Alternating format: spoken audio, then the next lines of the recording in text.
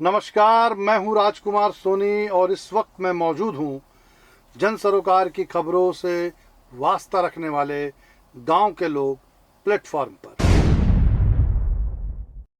दोस्तों, यह कहने में अब कोई गुरेज नहीं है कि देश की छोटी बड़ी सभी तरह की मानवीय समस्याओं से पत्रकारों ने किनारा कर लिया है।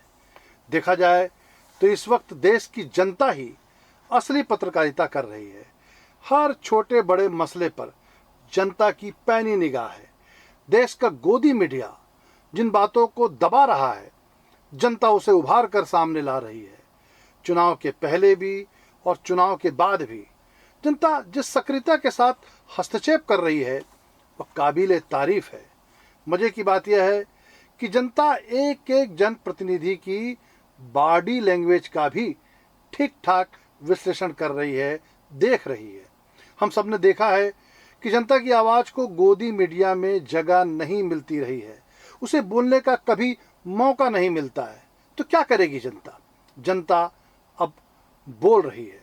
दोस्तों, अब जनता ही जनता को यह बात बता रही है कि देखिए, जिस मोदी ने एक टीवी चैनल में कहा था कि कौन है राहुल ने सर जो ये अमीरी गरीबी की बात की, कौन राहुल? वही राहुल गांधी नेता प्रतिपक्ष बनकर और सीना तानकर आपके सामने खड़ा हो गया है। जिस राहुल गांधी का बंगला छीन लिया गया था, अब उसी राहुल गांधी को लोकसभा अध्यक्ष ओम बिरला ने नेता प्रतिपक्ष के तौर पर मान्यता दे दी है। अब जब नेता प्रतिपक्ष बोलेगा तो आपको सुनना ही पड़ेगा। अब आप सदन को छोड़कर भाग नहीं सकते। राहुल गांधी सदन की बहुत सारी महत्वपूर्ण जो कमेटियां होती हैं उसका भी हिस्सा रहने वाले हैं और मीडिया के वे लोग भी सदन के बाहर माइक थामे खड़े रहने वाले हैं जो केवल सत्ता पक्ष की चाकरी में ही लगे रहते थे। आप सब ने सोशल मीडिया के विभिन्न प्लेटफॉर्म पर यह खबर तो देखी ही होगी कि जब सांसद ओवैसी ने 18वीं लोकसभा की कार्रवाई के दूसरे दिन संसद सदस्य के रूप में शपथ ली तो उन्होंने जय तेलंगाना के साथ साथ जय फिलिस्तीन का नारा भी लगाया। उनके इस नारे के बाद दक्षिण पंथियों का खेमा है वो ये कहने में जुट गया कि जय फिलिस्तीन की बात करना संविधान के विपरीत है, संविधान विरोधी है। लेकिन उसी खेमे को उत्तर प्रदेश के बरेली से बीजेपी के सांसद छत्रपाल सिंह गंगवार का नारा बुरा नहीं लगा।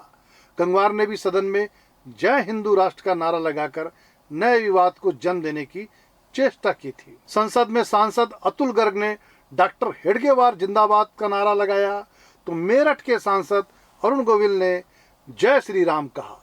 ओवैसी और गंगवार के नारों को लेकर तो विवाद की स्थिति देखने को मिली, लेकिन सबसे ज्यादा विवाद उस बात पर देखने को मिला जब सांसद शशि थरूर शपथ ले रहे थे। थरूर ने शपथ के बाद जय संविधान का नारा लगाया तो उनके इस नारे के बाद जो लोकसभा अध्यक्ष हैं ओम बिरला, उन्होंने कहा कि संविधान की शपथ तो ले ही रहे हैं। शायद ओम बिरला यह कहना चाहते थे कि जब संविधान की शपथ आप ले ही रहे हैं तो फिर अलग से जय संविधान कहने की आवश्यकता क्या है।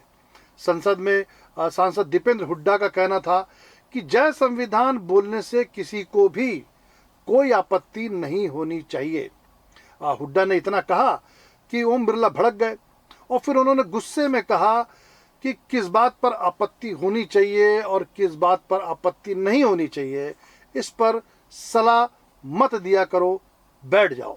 ओम बिरला ने जो कुछ कहा उसका जो वीडियो है वो सोशल मीडिया में खूब वायरल हुआ। इस पे आपको आपत्ति नहीं होनी चाहिए थी सर। इस पे आपको किस पे आपत्ति नहीं हो, सलाह मत दिया करो, चलो बैठो। और खुद सांसद हुड्डा ने सोशल मीडिया में लिखा कि अब देश की संसद में जय संविधान बोलना गलत कैसे हो सकता है, या गलत कैसे हो गया।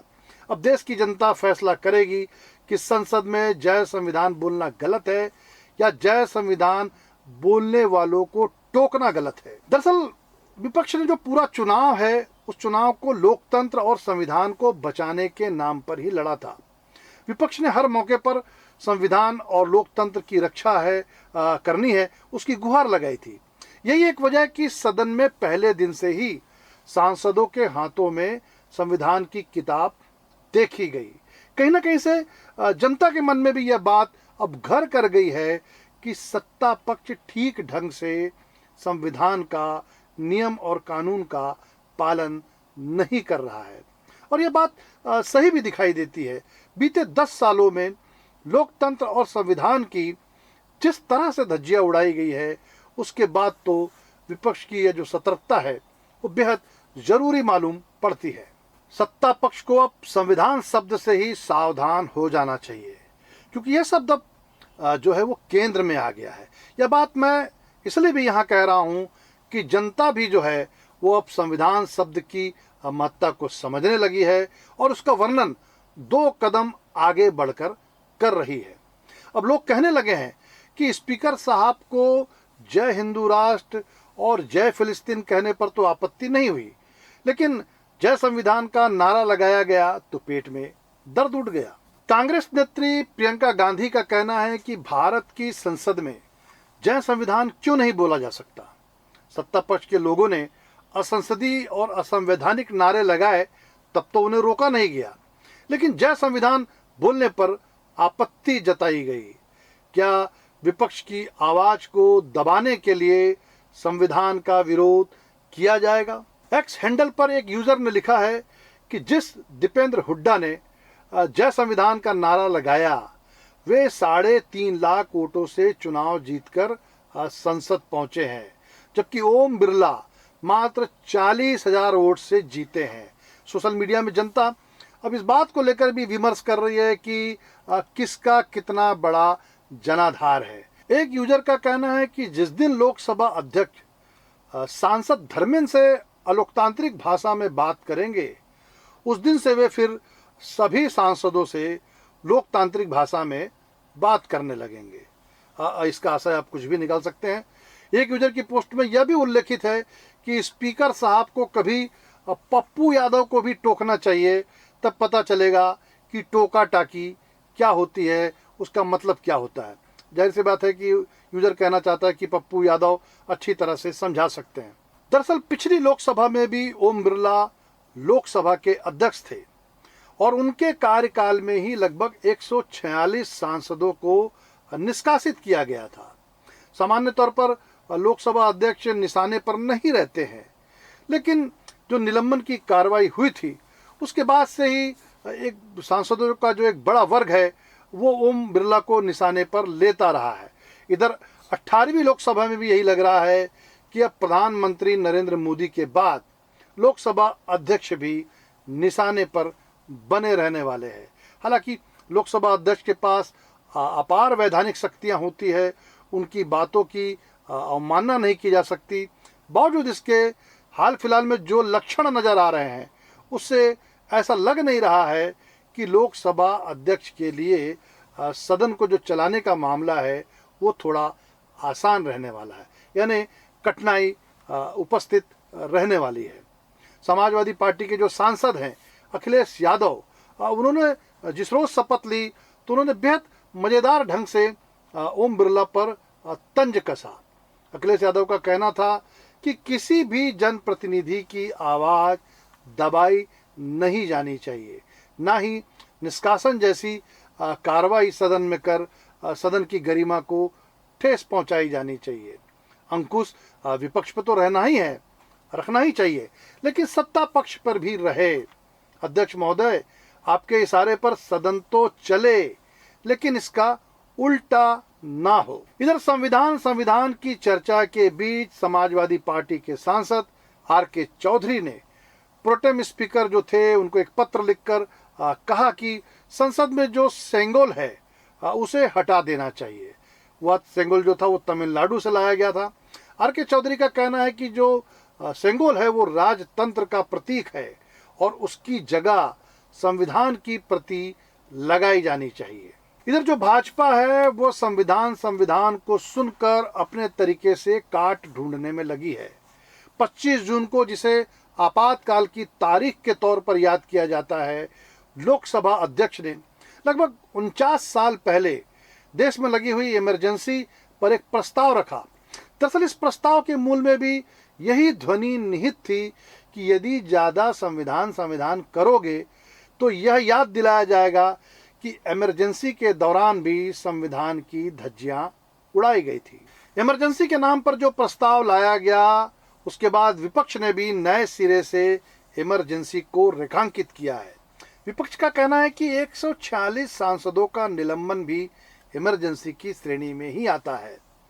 विपक्षी सांसदों के बोलने पर माइक को बंद कर देना भी इमरजेंसी है। माइक में बंद नहीं करता हूं, पूर्व में भी आपको व्यवस्था दी थी, यहाँ कोई बटन नहीं होता। सर माइक तो दे दीजिए। जय संविधान बोलने पर आपत्ति करना भी इमरजेंसी है। और राष्ट्रपति के अभिभाषण के दौरान 6 बार नेता प्रतिपक्ष राहुल गांधी को और लगभग 73 या 74 बार नरेंद्र मोदी के चेहरे को दिखाना भी इमरजेंसी है। दोस्तों, बीता जो सप्ताह था वो राजनीतिक उथल पुथल से भरा रहा।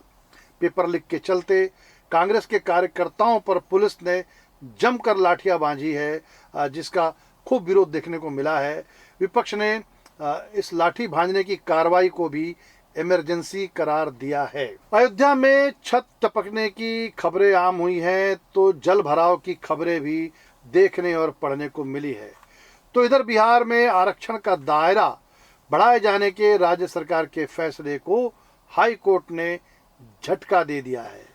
कहा तो यह जा रहा था जो नीतीश कुमार हैं और जो चंद्रबाबू नायडू की जो पार्टी है, उससे जुड़े हुए सांसदों को काफ़ी बड़ा मंत्रालय मिल सकता है, काफ़ी बड़े विभाग मिलने की खबरें भी थी। लेकिन हाल फिलहाल ऐसा कुछ होता हुआ दिखाई नहीं दे रहा है। राजनीतिक प्रेक्षकों का मानना है कि मोदी ने तमाम बड़े विभागों को अपने लोगों को आवंटित कर दिया है और यह तय कर लिया है कि वे तंत्र को अपने ही गिरफ्त में रखने वाले हैं। देखते हैं आने वाले दिनों में संसद और कितनी गर्म होती है, संसद की गर्मी से क्या कुछ पिघलता है या फिर नहीं पिघलता है। यह सब कुछ देखना दिलचस्प रहने वाला है।